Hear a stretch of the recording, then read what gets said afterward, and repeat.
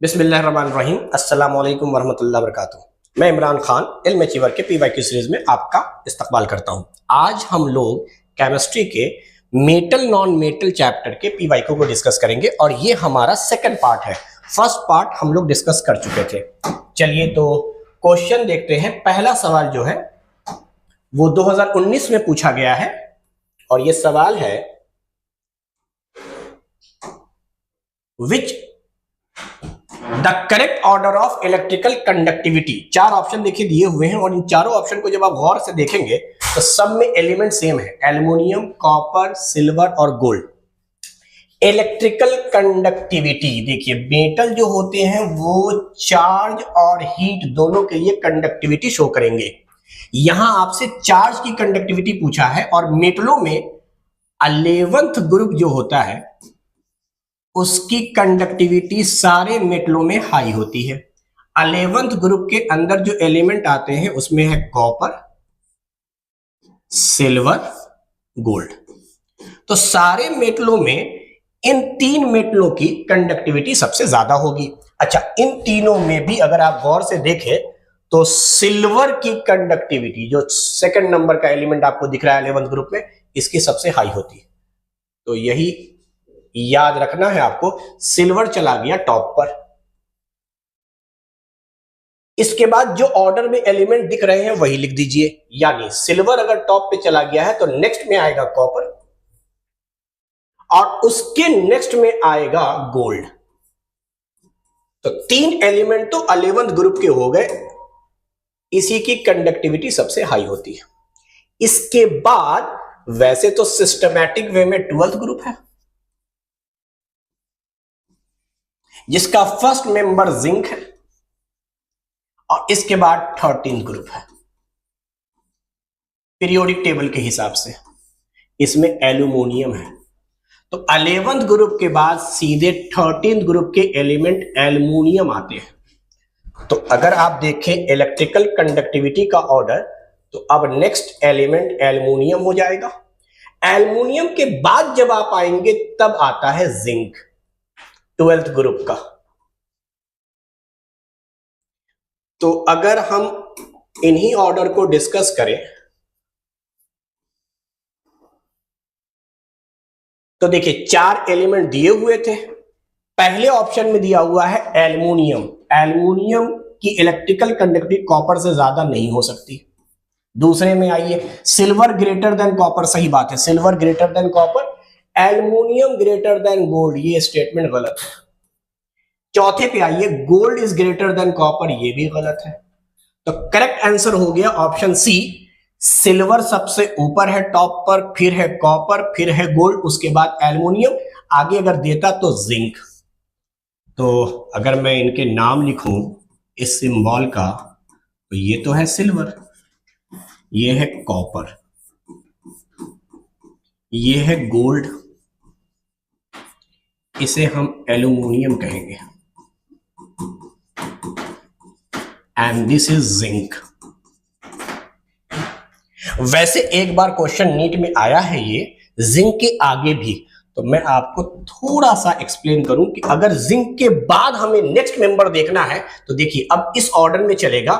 Periodic table में 10th group के अंदर फर्स्ट मेंबर का नाम है निकेल और इसके बाद आएगा वैसे तो 9th ग्रुप जिसमें कोबाल्ट होता है और उससे पहले है 8th ग्रुप जिसमें आयरन होता है। तो इलेक्ट्रिकल कंडक्टिविटी कोबाल्ट की बहुत कम होती है, सिल्वर की बहुत ज्यादा याद रखनी है, कोबाल्ट की बहुत ही कम होती है। तो आप देखिए इस जिंक के बाद आप मूव करेंगे निकल पर, निकल के बाद आयरन, यानी अगर मैं इसके फर्दर जाता तो आपको बताता कि यहां पे निकल है, यहां पे आयरन है, वहां आयरन तक पूछा गया था नीट में। खैर ये क्वेश्चन नंबर फर्स्ट है जो 2019 में पूछा गया है। तो ऑर्डर तो हमने बता दिया आपको। चलिए अब हम लोग नेक्स्ट क्वेश्चन की तरफ चलते हैं। Aluminium oxide react with NaOH। देखिए NaOH बेस है आपका, दिस इज बेस। मेटल के ऑक्साइड अक्सर होते हैं बेसिक नेचर के और बेस बेस से कभी रिएक्शन नहीं करता, लेकिन एल्युमिनियम और जिंक यहां पर ऐसे मेटल हैं जो एम्फोटेरिक नेचर के होते हैं। पहले मैं लिखवा देता हूं कुछ चीजें। Most of the metal for basic oxide, और बेसिक ऑक्साइड बेस से कभी रिएक्शन नहीं करेगा। बेसिक ऑक्साइड हमेशा एसिड से रिएक्शन करते हैं। बेसिक ऑक्साइड जो होते हैं वो बेस के साथ रिएक्शन नहीं करेंगे, लेकिन एसिड के साथ रिएक्शन होगा, फॉर्मेशन होगा साल्ट का प्लस वाटर का, न्यूट्रलाइजेशन रिएक्शंस कहलाएंगे। मगर यहां हमने सारे मेटल नहीं लिखे, मोस्ट ऑफ द मेटल। कुछ मेटल हैं, some of metal form amphoteric oxide. Amphoteric oxide वैसे ऑक्साइड जिसके अंदर एसिडिक बेसिक कैरेक्टर दोनों पाया जाए उसको एम्फोटेरिक ऑक्साइड कहते हैं। एसिडिक कैरेक्टर ही पाया जाता है, बेसिक कैरेक्टर ही पाया जाता है, यानी ये अलग अलग रिएक्शन में एसिड बेस दोनों के साथ रिएक्शन करता है। अगर आप एसिड से रिएक्शन करा रहे हैं तो उस वक्त ये एक्ट करेगा बेस की तरह और साल्ट प्लस वाटर बन जाएंगे। लेकिन अगर आप इसका रिएक्शन बेस से करा रहे हैं तो उस वक्त ये एक्ट करेगा एसिड की तरह, और इस सूरत में भी साल्ट बनेगा, साथ में वाटर रिलीज होगा। तो एम्फोटेरिक ऑक्साइड के अंदर एसिडिक बेसिक कैरेक्टर दोनों होता है, इसलिए ये दोनों से रिएक्शन करता है। अब सवाल ये उठता है कि वो मेटल कौन से हैं जो एम्फोटेरिक बनाएंगे। तो आपके एनसीईआरटी बुक में दो ही दिया हुआ है, एक एल्यूमिनियम दिया है और दूसरा जिंक दिया है। ऐसे टोटल 5 मेटल होते हैं। चलिए वो नेक्स्ट क्लास में हम लोग कभी डिस्कस करेंगे कि वो 5 मेटल कौन कौन से हैं। टोटल 7 एलिमेंट होते हैं, 5 मेटल 2 मेटल वाइट जो एम्फोटेरिक ऑक्साइड्स बनाते हैं। तो यहां पर ये एल्युमिनियम के ही ऑक्साइड्स दिए हुए थे, दैट इज Al2O3। तो ये तो एल्युमिनियम एम्फोटेरिक ऑक्साइड बना रहा है, ये एम्फोटेरिक है, ये एसिड बेस दोनों की तरह एक्ट कर सकता है। इसी वजह से हमें देखना है कि ये एसिड की तरह एक्ट कर रहा है कि बेस की तरह, डिपेंड करेगा किसके साथ रिएक्शन हो रहा है। एसिड के साथ हो रहा है तो ये बेस बनकर रिएक्शन करेगा, और बेस के साथ हो रहा है तो ये एसिड बनकर रिएक्शन करेगा। तो यहां पर रिएक्शन आपका बेस से कराया गया। Sodium hydroxide is a pure base. तो आप एम्फोटेरिक ऑक्साइड का बेस के साथ रिएक्शन करा सकते हैं। रिएक्शन के बाद साल्ट का फॉर्मेशन होगा और वाटर का फॉर्मेशन होगा। तो चलिए यहां से वाटर रिलीज होगा, 2 मॉलिक्यूल ले लिए जाएंगे इसके, और OH यहां से O यहां से H, मान लीजिए H2O बन गया। साथ में यहां पर बनता है सोडियम एल्यूमिनेट। सोडियम एल्यूमिनेट ये है फॉर्मूला। चार्ज देख लीजिए, सोडियम पर 1 प्लस चार्ज, एल्युमिनियम पे 3 प्लस चार्ज, दोनों मिला के हो गए 4 प्लस, हर ऑक्सीजन पे -2, 2 ऑक्सीजन है -4, ये -4, ये दोनों मिलाकर प्लस चार्ज, और नाम हो गया है sodium aluminate.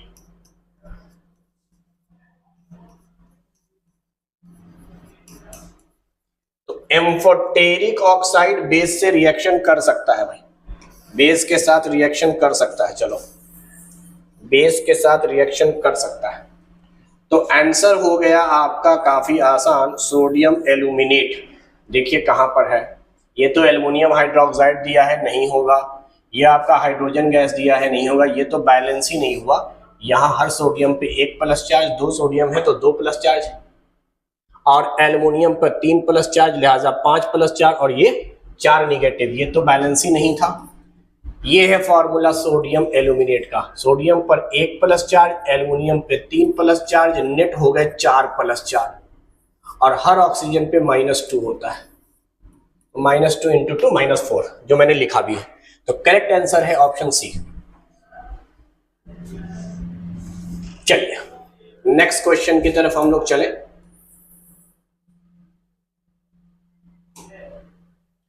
During the process of extraction sulphide ores are usually converted into, ये फर्स्ट पार्ट में भी हम लोगों ने देखा था कि ओर जो होते हैं वो ऑक्साइड भी होते हैं और नॉन ऑक्साइड ओर होते हैं। ओर दो तरह के होते हैं। ओर्स बेसिकली एक को हम ऑक्साइड ओर कहते हैं, जिसमें मेटल के साथ ऑक्सीजन भी हो, उसको हम ऑक्साइड ओर कहेंगे। जैसे एल्युमिनियम के ऑक्साइड हो जाए, वाटर 2H2O बोलो या अननोन, मैंने बताया था बॉक्साइट होता है। उसी तरीके से फेरिक हो सकता है, फेरस फेरिक का मिक्सचर हो सकता है, इस तरह के ऑक्साइड्स होते हैं। जिंक ऑक्साइड हो सकता है। दूसरी तरफ नॉन ऑक्साइड्स, नॉन ऑक्साइड और होते हैं। ये भी बेसिकली दो टाइप के, वैसे तो कई टाइप के होते हैं, हमारे कोर्स में दो टाइप बोला है। एक बोला है जिसमें कार्बोनेट होता हो, दैट इज कॉल्ड कार्बोनेट ओर, और दूसरा होता है सल्फाइड ओर।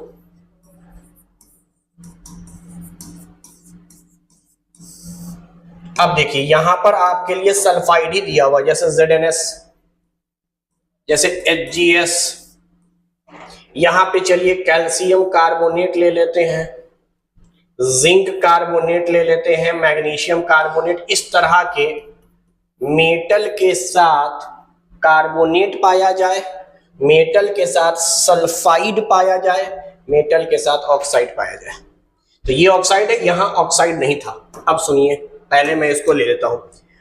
कार्बोनेट जितने भी हैं इनको डायरेक्ट हीट करेंगे in the absence of oxygen, तो कार्बन डाइऑक्साइड गैस रिलीज हो जाएगी और ये कन्वर्ट हो जाएगा ऑक्साइड ओर में। Carbonate is converted into oxide ore and the process is called calcination. Calcination, carbonate को ऑक्साइड ओर में कन्वर्ट करते हैं, प्रोसेस का नाम है कैल्सिनेशन। इसमें ऑक्सीजन के एब्सेंस में स्ट्रॉन्ग हीट किया जाता है, क्योंकि इसके अंदर कहीं ना कहीं ऑक्सीजन था।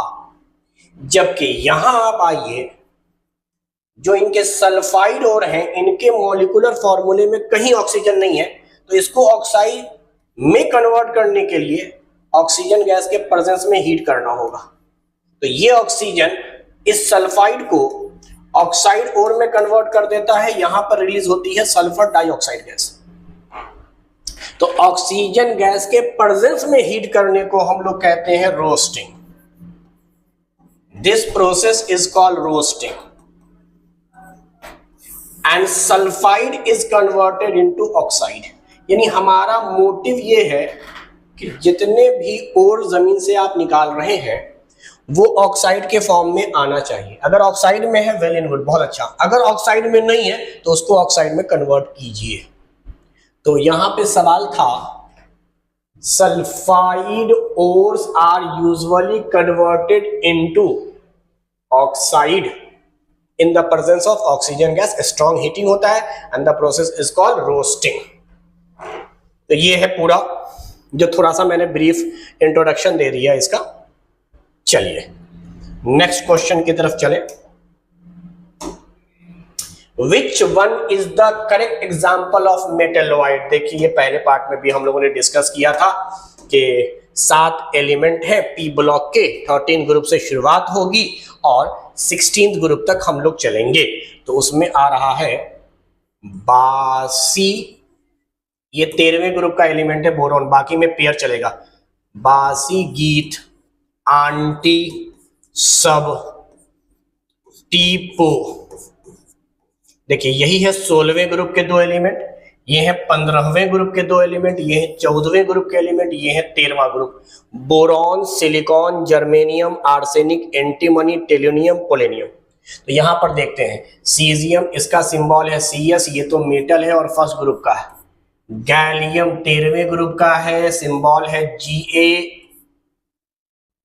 इसको हम लोग कंसीडर करेंगे मेटल की तरह। एल्यूमिनियम मोस्ट अबंडेंट मेटल है, टेलुरिनियम Te, this is the metalloid. इनमें देखिए मेटेलॉइड ऑप्शन के अकॉर्डिंग यही है। चलिए नेक्स्ट क्वेश्चन की तरफ चला जाए। Which of the following metal has lowest melting point? इसमें कह रहा है lowest melting point, जिस मेटालिक बॉन्ड, जिस एलिमेंट का, ये सब मेटल है ना, मेटालिक बॉन्ड जिसका सबसे वीक होगा वो सबसे लोएस्ट मेल्टिंग पॉइंट का होगा। ये है लेड, ये है पोटेशियम, ये है रुबिडियम, ये है सीजियम। करेक्ट आंसर तो सीजियम हो गया भाई। सीजियम रूम टेम्परेचर के आसपास मेल्ट करता है, 28 से 29 डिग्री सेल्सियस इसका मेल्टिंग पॉइंट होता है। मान लीजिए 29 degree Celsius, room temperature 25 degree होता है। जैसे जैसे आप ग्रुप में ऊपर से नीचे आते हैं,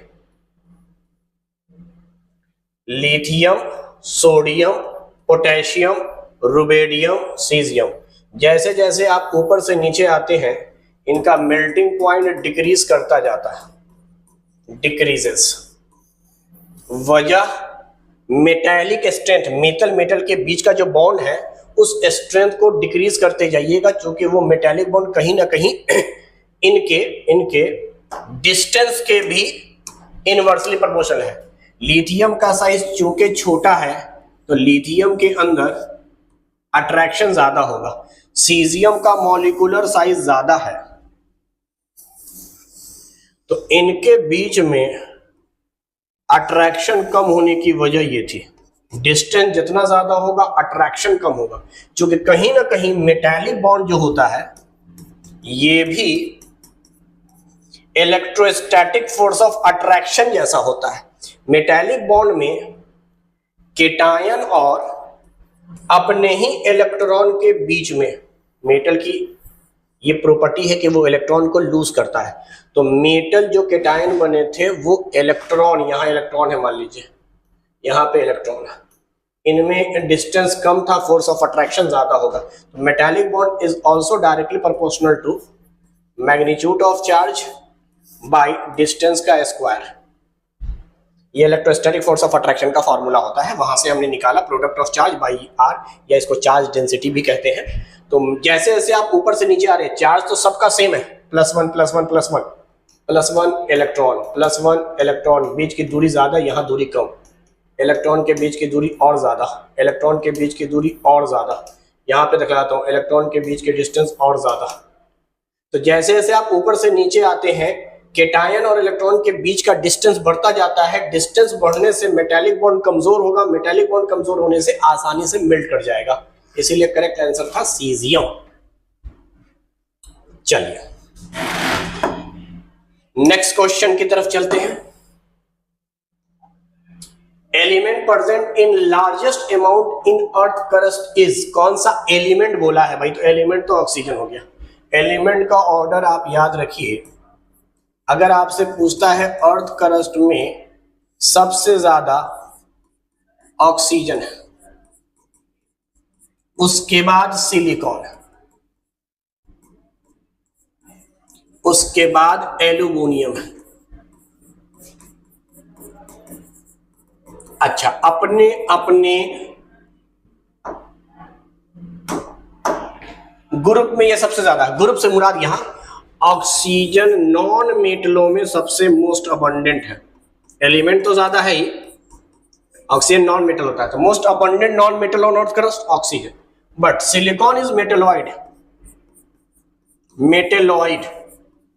तो मोस्ट अबंडेंट अगर आपसे एलिमेंट ना बोलकर मेटेलॉइड बोल रहा होता तो सिलिकॉन, क्योंकि ऑक्सीजन मेटेलॉइड नहीं है, और एल्युमिनियम इज अ मेटल। तो ये सब मोस्ट अबंडेंट मेटल का सवाल हो तो एल्युमिनियम, मेटेलॉइड का हो तो सिलिकॉन, नॉन मेटल का हो तो ऑक्सीजन, और एलिमेंट का हो तो यही ऑक्सीजन का परसेंटेज सबसे ज्यादा है, फिर सिलिकॉन है, फिर एल्युमिनियम है। यहाँ एलिमेंट पूछा है और लार्जेस्ट पूछा है, हीलियम होगा नहीं, सिलिकॉन सेकंड मोस्ट है, एल्युमिनियम थर्ड मोस्ट है, और सबसे ज्यादा है ऑक्सीजन। चलिए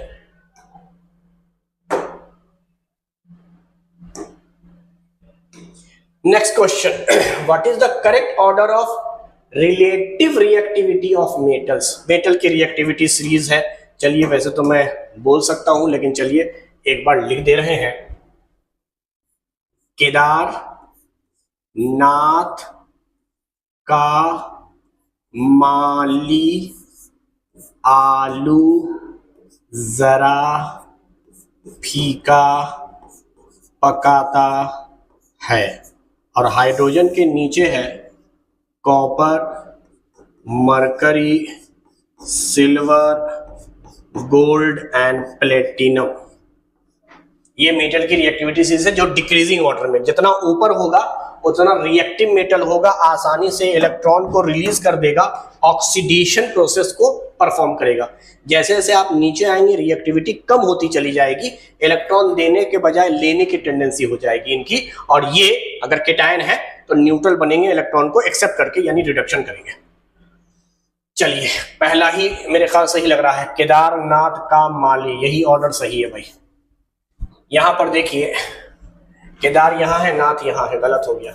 माली यहां हो गया, गलत है। केदार यहां है, ये सब गलत है। Potassium is more reactive than sodium than calcium than magnesium. अच्छा, कई बार एक एलिमेंट और आएगा, ये सारे मेटल्स के नहीं है, जो इंपॉर्टेंट है उसका है। एल्युमिनियम और जिंक के बीच में, एल्युमिनियम के नीचे और जिंक से ऊपर मैग्नीज होता है, मैग्नीज Mn। तो कई बार मैग्नीज का भी जिक्र होता है, तो मैग्नीज एल्युमिनियम के नीचे है, जिंक से ज्यादा रिएक्टिव है। चलिए यहां तो डायरेक्ट आपको रिएक्टिविटी सीरीज के बेस पर जवाब देना था। अच्छा, सेम सवाल मुझे लग रहा है यहां पर भी है, रिएक्टिविटी सीरीज के बेस पर बता देना है। तो जो मोर रिएक्टिव मेटल होते हैं वो लेस रिएक्टिव मेटल को उसके साल्ट या सॉल्यूशन से डिस्प्लेस कर देते हैं, सिंगल डिस्प्लेसमेंट रिएक्शन कहलाता है। आयरन कॉपर सल्फेट से रिएक्शन कर रहा है, आयरन रिएक्टिविटी सीरीज में ऊपर है, हाइड्रोजन के नीचे है कॉपर, हाइड्रोजन से ऊपर है आयरन, ये रिएक्शन तो होगा भाई। अच्छा, बोला क्या नॉट पॉसिबल, ये तो पॉसिबल है भाई, दिस रिएक्शन इज पॉसिबल, और जो पॉसिबल है वो हम जवाब नहीं देंगे। आगे लेड आयरन, देखिए मैंने कोड पढ़ाया था, फीका पकाता है, दिस इज कॉल्ड फीका पकाता।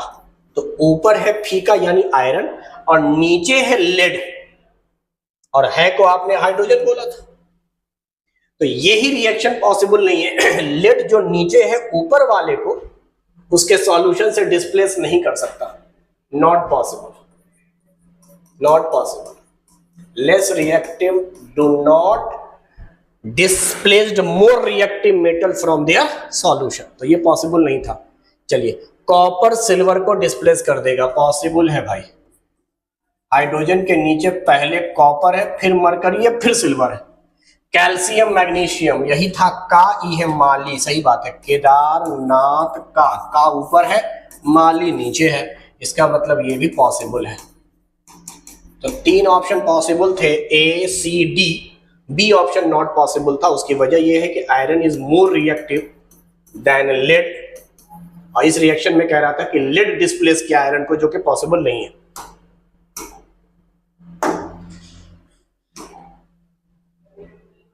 मैग्नीज डाइऑक्साइड है और कोई एलिमेंट है X, सॉलिड है तो मेटल ही होगा मैग्नीज। अच्छा, ये भी डिस्प्लेसमेंट रिएक्शन है, ये है ऑक्साइड्स, इसको साल्ट आप मान सकते हैं, वैसे मेटल के ऑक्साइड है तो आप बेस मान सकते हैं, नहीं चलिए साल्ट कहिए, सॉल्यूशन कहिए। एक मेटल है जो मैग्नीज से ज्यादा रिएक्टिव होगा तभी होगा, तो मैग्नीज से रिएक्टिव कौन कौन है? केदार नाथ का माली आलू, मैंने कहा था ना, जिंक से ऊपर है और एल्युमिनियम के नीचे है मैग्नीज, तो मैग्नीज को डिस्प्लेस कर रहे होंगे ये सारे मेटल्स। अब देखिए ऑप्शन में कौन कौन से है। एल्युमिनियम, ठीक है, एल्युमिनियम अगर यहां आएगा तो एल्युमिनियम मोर रिएक्टिव है, मैग्नीज को डिस्प्लेस कर देगा, तो एल्युमिनियम तो सही जवाब है। सिल्वर नहीं, सिल्वर तो हाइड्रोजन के नीचे है, कॉपर भी नहीं, मरकरी भी नहीं, तो ये क्वेश्चन आसान हो गया, एक ही एलिमेंट दिया है, that is element aluminium. Aluminium वो एलिमेंट है या मेटल है, और ये मेटल की रिएक्टिविटी सीरीज से पता चलेगा। चलिए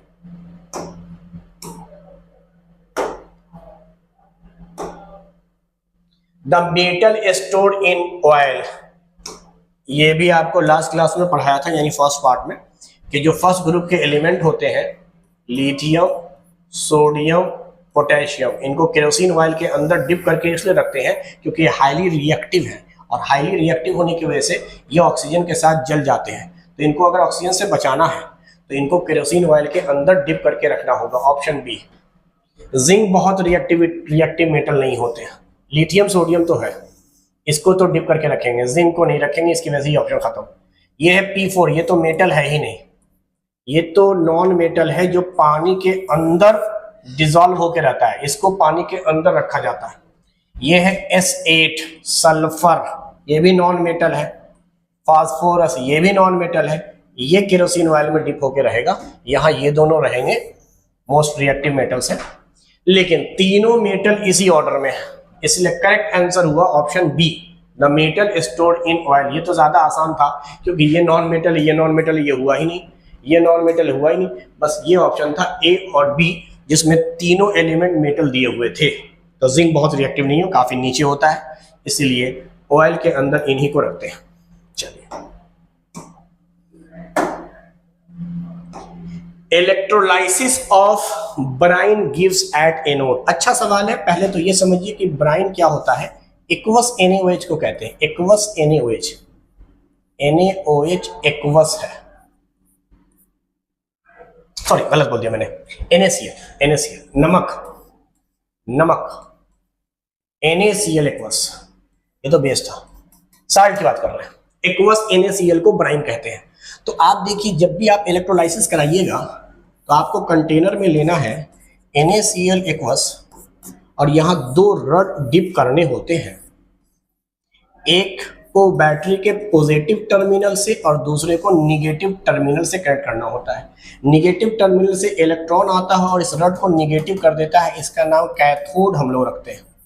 और यहां से मानते हैं पॉजिटिव चार्ज आया है या होल वगैरह जो आप कहते हैं, यानी करंट का डायरेक्शन है ये, इस टर्मिनल को एनोड कहते हैं। अब यहां होता क्या है, इस कंटेनर के अंदर ये इलेक्ट्रोलाइटिक का बेसिक प्रिंसिपल है कि आपको एक सॉल्यूशन लेना है जो इलेक्ट्रोलाइट्स होंगे जो आयंस में टूटेंगे। तो इसमें NaCl एक्वस में Na टूटा है प्लस के फॉर्म में, Cl टूटा है माइनस के फॉर्म में, और चूंकि एक्वस है तो वाटर भी टूटा होगा H प्लस और OH माइनस के फॉर्म में। ये तो इलेक्ट्रोलाइट्स है भाई। जैसे ही ये रड पॉजिटिव हुआ, सारे निगेटिव यहां आए, सारे निगेटिव यहां आए, यानी क्लोरीन और हाइड्रोक्साइड ये दोनों एनोड पर पहुंचे और एनोड पर होगा ऑक्सीडेशन, जबकि कैथोड पर पहुंचेंगे केटायंस, यानी H प्लस और Na प्लस। अब देखिए होता क्या है, कैथोड पे होगा रिडक्शन। तो आपको पता होना चाहिए पोटेंशियल किसका ज्यादा है इन दोनों में, यानी अगर मैं बात कर रहा हूं एट एनोड, तो एनोड पर ऑक्सीडेशन होना है और यहां पे डिपॉजिट हुआ है Cl minus and OH minus. तो भाई किसका पोटेंशियल ज्यादा है, ऑक्सीडेशन पोटेंशियल, ऑक्सीडेशन मतलब इलेक्ट्रॉन को रिलीज करने की टेंडेंसी, तो कहते हैं Cl माइनस का ऑक्सीडेशन पोटेंशियल ज्यादा है, इलेक्ट्रॉन डोनेट करने की टेंडेंसी ज्यादा है OH के मुकाबले। तो क्लोरीन क्या करेगा, अपना इलेक्ट्रॉन रिलीज कर देगा इस एनोड रड पे और ये कन्वर्ट हो जाएगा क्लोरीन एटम में। This process is called oxidation. Oxidation number पे भी देख लीजिए, यहाँ माइनस बनता है यहाँ। अब क्लोरीन रहता है, क्लोरीन गैस के फॉर्म में, तो कोई दूसरा एलिमेंट क्लोरीन का जो क्लोराइड के फॉर्म में था इलेक्ट्रॉन रिलीज करके वापस से क्लोरीन आवेगा, क्लोरीन आपस में क्लोरीन गैस बना देगा। तो एनोड के साइड से तो क्लोरीन गैस निकलेगी। जबकि अगर यही रिएक्शन मैं आगे कंटिन्यू करूं और सीखूं कैथोड पर क्या हुआ है, कैथोड खुद निगेटिव होता था, तो ये केटायन को अट्रैक्ट करेगा। इसमें केटायन है Na plus and H plus, इनका होना है रिडक्शन, ये केटायन है ना, तो न्यूट्रल बनेंगे इलेक्ट्रॉन लेकर। तो इलेक्ट्रॉन को गेन कौन करता है, तो इलेक्ट्रॉन गेन वो करेगा जिसका रिडक्शन पोटेंशियल ज्यादा होगा। रिडक्शन पोटेंशियल जो मेटल की रिएक्टिविटी सीरीज में नीचे होंगे, जो नीचे वाले होंगे वो इलेक्ट्रॉन को लेते हैं। तो इसमें रिएक्टिविटी सीरीज में हाइड्रोजन नीचे है सोडियम से, तो हाइड्रोजन की रिडक्शन पोटेंशियल ज्यादा है। ऊपर वाले का ऑक्सीडेशन पोटेंशियल ज्यादा होता है, नीचे वाले का रिडक्शन पोटेंशियल ज्यादा होता है। तो हाइड्रोजन इलेक्ट्रॉन को एक्सेप्ट करके बना लेगा हाइड्रोजन एटम, ये हो गया रिडक्शन, +1 से 0, लेकिन हाइड्रोजन पाया जाता है हाइड्रोजन गैस के फॉर्म में, तो 2 हाइड्रोजन मिलके हाइड्रोजन गैस बना लेंगे। यहां से क्लोरीन, एनोड से क्लोरीन, क्वेश्चन में पूछा है एनोड, भैया एनोड से chlorine gas, hydrogen gas releases from cathode, releases from cathode, oxygen gas कभी रिलीज नहीं होगी, वाटर का फॉर्मेशन नहीं होगा। अच्छा, जो बचा रहा, यहां था केटायन, यहां थे एनायन, इनमें वापस से होगा अट्रैक्शन और ये बना लेगा सोडियम हाइड्रोक्साइड जो वाटर के अंदर डिसॉल्व रहेंगे, तो ये बाई प्रोडक्ट बनेगा सोडियम हाइड्रोक्साइड। इसलिए इस प्रोसेस को अल्कली क्लोर प्रोसेस कहते हैं। This is called alkali, water soluble base, alkali. Alkali chlorine gas release हुआ है इसलिए क्लोर कहते हैं, क्लोर प्रोसेस। तो ये है हमारा इलेक्ट्रोलाइसिस ऑफ ब्राइन, बड़ा ही इंपॉर्टेंट कॉन्सेप्ट है। तो ये केटायन आयन की अगर आपको रिएक्टिविटी सीरीज याद है या ऑक्सीडेशन रिडक्शन पोटेंशियल कॉन्सेप्ट पता है तो उससे आप इजीली निकाल लेंगे। चलिए नेक्स्ट क्वेश्चन है, which of the following statement is not true about metallic oxide या मेटल के oxide? Most of the metal oxide are basic in nature, ये स्टेटमेंट ट्रू है भाई। मेटल के अक्सर ऑक्साइड बेस बनाते हैं, लाइक सोडियम के ऑक्साइड, कैल्शियम के oxide. Most of the metal oxide are insoluble in water, बिल्कुल सही बात है। ये स्टेटमेंट भी ट्रू है क्योंकि जो बेस पानी में घुलेंगे सॉल्युबल होंगे उन्हीं को आप कहिएगा अल्कली या अल्कलाइन, जो एस ब्लॉक के मेटल होते हैं। तो बाकी other than S block metal, ये स्टेटमेंट सही है, other than S block metal. S block metal के अलावा डी ब्लॉक, एफ ब्लॉक और साथ में पी ब्लॉक के अंदर कुछ मेटल्स होते हैं, इनके बेस पानी में नहीं घुलते हैं, लाइक आयरन के oxide, ferric oxide, ferrous oxide, copper के ऑक्साइड, ये सब पानी में नहीं घुलेंगे। आगे चलिए, most of the metal oxide are acidic, अच्छा यही फॉल्स है भाई। जब मेटल के ऑक्साइड ऊपर डिसाइड हो चुका है most of the metal oxide are basic, तो बेसिक अगर है तो एसिडिक नहीं हो सकता। इन दोनों में सीधी सी बात है, कंट्रोवर्सी है। अगर पहला सही है तो तीसरा गलत है, और अगर इत्तेफाक से तीसरा सही होता तो पहला गलत होता। तो यहां क्लियर बात हो गई है, मेटल के ऑक्साइड हमेशा बेस बना रहे होते हैं। Some metal oxide are amphoteric, ये तो मैंने आपको पढ़ा ही दिया अभी, इससे पहले वाला क्वेश्चन जब डिस्कस कर रहे थे, शायद आज का दूसरा सवाल, उसमें मैंने बताया है कि ये सम मेटल ऑक्साइड्स में एक तो एल्युमिनियम आपके कोर्स में है, एक जिंक, ये दोनों मेटल है और ये बनाते हैं हमेशा एम्फोटेरिक ऑक्साइड्स। तो ये स्टेटमेंट सही था, ये स्टेटमेंट सही है। आपको नॉट ट्रू यानी फॉल्स बताना, फॉल्स स्टेटमेंट हो गया सी। चलिए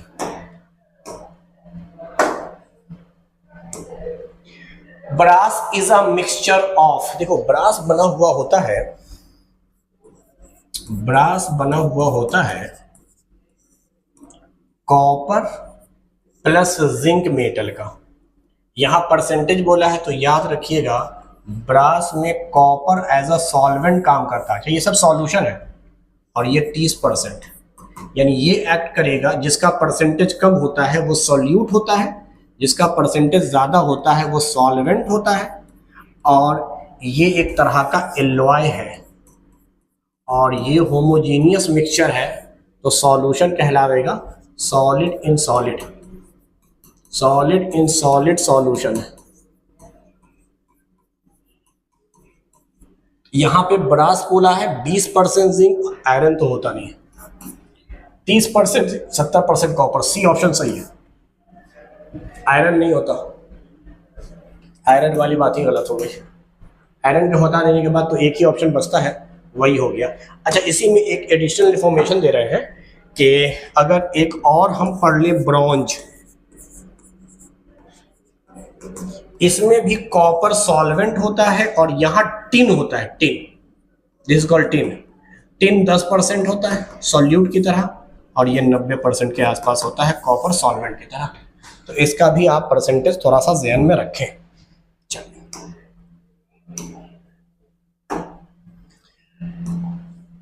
what is the correct order of reactivity series of metal in decreasing order में। चलिए मैं डायरेक्ट बता देता हूँ। इसमें एल्युमिनियम का ज्यादा दिख रहा है, मैग्नीशियम से गलत है। ऐसे भी देखिए कैल्शियम बहुत, कॉपर ज्यादा हो ही नहीं सकता, गोल्ड ज्यादा हो ही नहीं सकता। केदार नहीं दिया है, नाथ का माली आलू जरा सही है। केदारनाथ का माली आलू जरा फीका पकाता है। The alloy of mercury is, mercury के एलॉय को हम लोग अमलगम कहते हैं, अमलगम कहते हैं।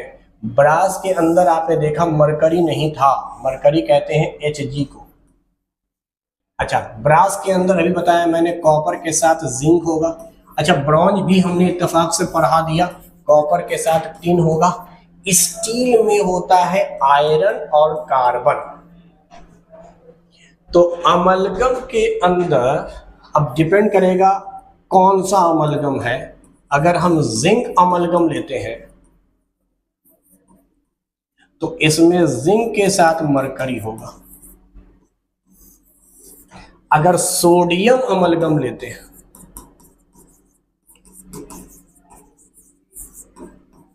तो यहां पर सोडियम के साथ मरकरी होगा। दूसरी बात, जो अमलगम होता है वो मरकरी लिक्विड पाया जाता है और एज अ सॉल्यूट पाया जाता है। तो इसका मतलब लिक्विड इन सॉलिड का एग्जाम्पल होता है, लिक्विड इन सॉलिड सॉल्यूशन। जहां सॉल्यूट आपका मरकरी है जो रूम टेम्परेचर पे लिक्विड होता है, और सॉल्वेंट आपका सॉलिड है। यानी परसेंटेज इसका ज्यादा है, यहां ज्यादा है। ये दोनों सॉल्वेंट की तरह काम कर रहे हैं, मरकरी आपका सॉल्यूट की तरह काम कर रहा है। चलिए नेक्स्ट क्वेश्चन की तरफ चलते हैं।